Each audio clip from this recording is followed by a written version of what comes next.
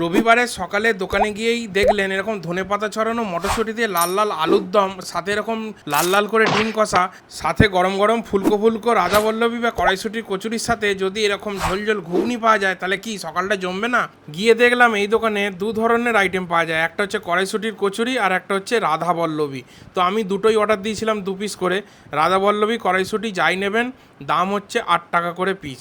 একদম ন্যাচারাল দেখেই মনে হলো, কোনো রকম কালার মেশানো নেই। এই দেখুন, কালার দেখলেই বোঝা যাবে কড়াইশুঁটির কালার, এবং রাধাবল্লভীতে জানি সবাই বিউলির ডালের হয়, আর এটা কড়াইশুঁটির কচুরি। দাদাকে বললাম 1 প্লেট লাগিয়ে দাও, 4 পিস দাও, 2 পিস করে। তো দাদা সঙ্গে সঙ্গে গরম গরম বানিয়ে দিচ্ছিল। এটা একটা ভালো জিনিস যে কচুরি বা ডালপুরি যাই বলুন না কেন বা রাধাবল্লভী, এটা গরম গরম খেতেই ভালো লাগে, ঠান্ডা হয়ে গেলে মোটেই ভালো লাগে না। তাই আগে থেকে ভেজেও রাখে না, আপনি যাবেন অর্ডার দেবেন, তারপরে কিন্তু গরম গরম এরকম ফ্রেশ তেলে ভাজা হয়। আপনারা তো বলার জন্য একদম এক পা হয়েই আছেন যে তেলটা হয়তো ডিজেলের তেল। তেলটা ডিজেল না, কড়ার তলাটা হয়তো কালো হয়ে গেছে, বাট তেলটা ফ্রেশই ছিল। এই দেখুন, যখন উল্টাচ্ছে তখনই দেখলে বুঝতে পারবেন ভালো করে, একদম ফ্রেশ তেলে ভেজে দিয়েছে। এখানকার রোজ তেল পাল্টানো হয়।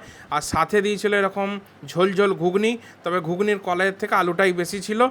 আর এই হচ্ছে আলু কষা, যেটা 5 টাকা করে পিস, 2 পিস নিয়েছিলাম 10 টাকা। আর এই ধনেপাতা ছড়ানো লাল লাল করে ডিম কষাটার দাম ছিল 1 পিস 16 টাকা। তো টোটাল এই প্লেটের দাম হয়েছিল 58 টাকা। দুর্দান্ত ব্রেকফাস্ট।